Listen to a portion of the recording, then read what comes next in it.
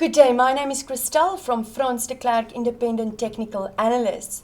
Rue wanted us to look at City Lodge, and he had a very interesting question. He said, was there a technical goodbye kiss on the 40-week moving average? But before I answer that question, I want to have a look at the price since 2003 on City Lodge. And you can see when it listed here around R3.50 back in Jan 2003, the share moved from strength to strength. A double top formation just took the share lower, and now it's a matter of it stopped making lows. It looks like it wants to build on higher lows, assuming that the support there around R2.34 will remain in place. Now, the question on a technical goodbye kiss, it needs to touch the line or the moving average. So at the moment, we can see that the high of this candle is around R3.90, and my 40-week moving average is waiting around R4.43. So there's about a 9% difference between the high of that candle and the 40-week moving average. So no, we cannot call that a technical goodbye kiss. A technical goodbye kiss needs to touch the line. So what you can say, this was very close to a technical goodbye kiss, but it wasn't. It could not find enough buyers even to take it to that 40-week moving average. But yes, the real body of this session on the week of the 11th of March touched my 40-week moving average, could not keep it a support and pulled back from there. And this can be seen as a technical goodbye kiss. And now the question is, everybody is waiting for higher lows. The share found support, bounced, and it looks like it wants to pull back. And now the question is, will it go back to R2.34 or that low of R2.22? Should R2.22 change into a resistance again, lower highs will be confirmed, and that will be seen as very negative. However, if the shares pulls back and it finds support at any level higher than R2.34, R2.22, and it starts to bounce again, once the resistance at R3.90 changes into a support again, and that is that high of that candle, and let me draw that line for you to make it a lot clearer. Once that level changes into a support again, we will call this a higher low, and that will be seen as positive. It implies then that the buyers are accumulating in the dips, and that will be seen as positive. You can either use trend lines, and in other words, formations, or you can even use the real bodies or shadows of the candles to say, hey, every session, the lows are becoming higher and higher, and that is seen as positive. Should the share pull back and find support higher and changes that R3.90 into a support, we might be sitting here with a beautiful inverse head and shoulder formation, or if you want to only count it from the 24th of August, a possible beautiful cup and handle formation. And then the big test will be that 40-week moving average, waiting at R4.26. Once that level changes into a support, the bells and whistles go off for long-term investors that the long-term sentiment will change to positive. Take note of that stochastic. It looks like that blue line wants to run out of steam, but let's hope it doesn't, and it continues to pull upwards. We can assume that the momentum to the top is in place as long as those two lines point down and upwards. Once they lose momentum and it looks like they want to roll over, that's when you need to pay more attention to the candles and see what the investors are thinking about this share. Capital appreciation. Ryan wanted us to look at capital appreciation. Ticker on our exchange, CTA. We can see a massive rally to the top, but more importantly, Ryan, is this long tail at the top of my candle in the week of the 16th of November. That tells me that the high was around R1.29 and the share managed to close at R1.05. In other words, there were definitely investors or traders that have taken profit. Now the big question is, assuming you've got the share, is where must I use a protection level, or how long can I hold on to the share? You can either use that high of the week of the 16th of November, or last week's high at R1.12. Once those levels change into a support again, we can assume that the momentum to the top can continue. But once they continue to remain resistance levels, then we can assume the share is losing momentum and that you should consider taking profit. Weakness will be confirmed below 98 cents, because then that support will change into a resistance, and that will be seen as very, very negative. if I do go back, we can see that the previous high year in 2016 was also around similar levels. And the share has again found a resistance at similar levels. So let's hope that those levels change into support. There's enough buyers to support it.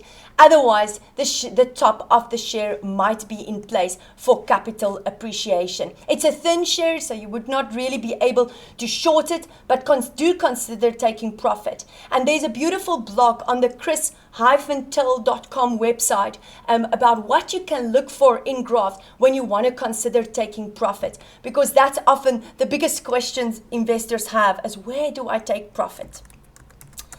Kevin wanted us to look at Chevron, listed on the New York Stock Exchange, a share of obviously oil counter, everybody, along with ExxonMobil, a share that everybody kept an eye on and was so keen to buy when these massive pullbacks started to happen in the Chevron graph.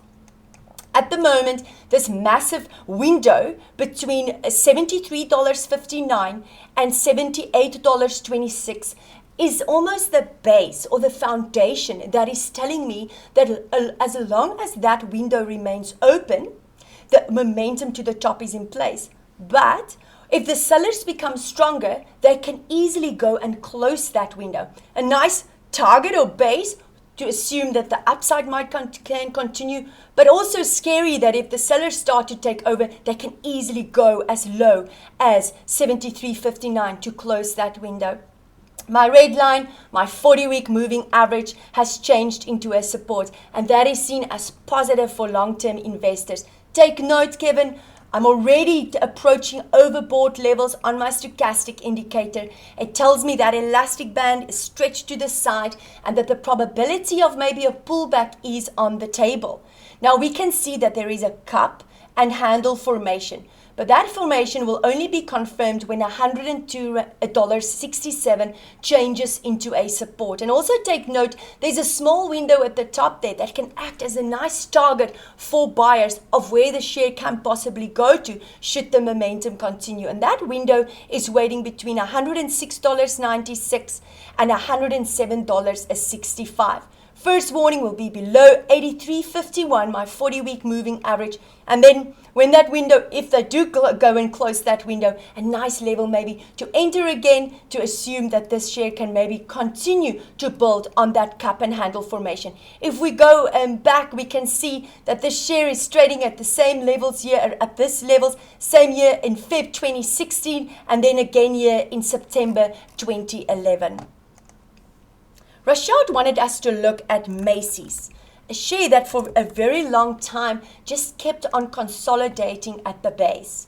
I mean, since about the beginning of March, it just pulled back. Here in April, found a base, bounced a little bit to about $10.46, retraced again, and for weeks just consolidated sideways despite of the overall market rallying. But there is a beautiful double bottom that has been confirmed on Macys at $10.46. Now, a double bottom is a turnaround pattern that usually appears at the bottom of a pullback, implying that the bottom is in place and that the share can reach for higher levels. What is the target of the double bottom? It's the length of the left or the right leg projected upwards from where the neckline or the resistance will be confirmed. That means that the possible target is around $16.65 on Macys. I can use the lows of the previous sessions or my 40-week moving average, $6.85 as a possible level. But I want to go back and show you from what a very low base Macys is coming. And I know they've got a lot of debt and their balance sheet needs some serious work, but previously in June 2009, Macys traded around the same levels, and once it managed to change this red line, the 40-week moving average into a support, it was just higher lows and higher lows going all the way back to $73 in July 2015. So if you're a keen retailer and you believe that they'll manage to resolve their balance sheet, a beautiful double bottom is hinting a possible opportunity for long-term investors. I also wanted us to look at Helmerich and Payne. Oil counter, again, coming from such a low base, and it looks like it is building on this possible double bottom that is looming. One, my 40-week moving average has changed into a support, so we can get excited about that. It stopped making lows, but that strong resistance that needs to be overcome is waiting at $28.94. At $28.94, the optimism about the double bottom will be confirmed. And again, what is the target? Left length or right leg of the double bottom projected upwards can take Helmerich and Payne to $44.59. And we've got a beautiful window there, a nice target one can aim for to the upside. And that window is waiting between $43.04 and $43.63. Nice target for long-term investors. Below the 40-week moving average, the share will warn again, and below the support of that double bottom, waiting at $13.19. The optimism of this possible double bottom will be off the table, and we can assume then that the momentum to the bottom will continue. Take a look at the support there around $20.62, because if I move this line lower, you can see on previous candles the real body and all these shadows have tested, and the lower shadows of these two candles have tested that level around $20.55 time and time again. So once that, and as long as that $20.55